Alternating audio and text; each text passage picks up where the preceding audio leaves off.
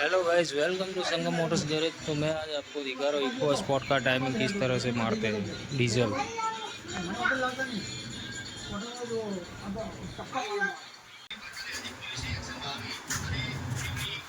पहले मैं आपको ऊपर दिखा देता हूँ। कैम साहब का जो चक्कर लगता है वहाँ पर एक स्टड लॉक कर दे कि पीछे एग्जैक्ट एक वॉल दिया है, वहाँ पर एक स्टड लंबा लेके लॉक कर दो। नीचे से मैं भी आपको दिखा देता हूँ।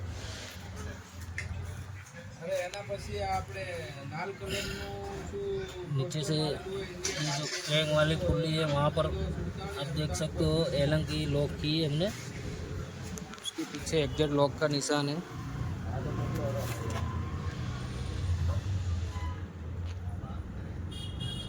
या नीचे भी लॉक कर दो और डीजल पंप के ऊपर साइड में निशान मार दे एरो।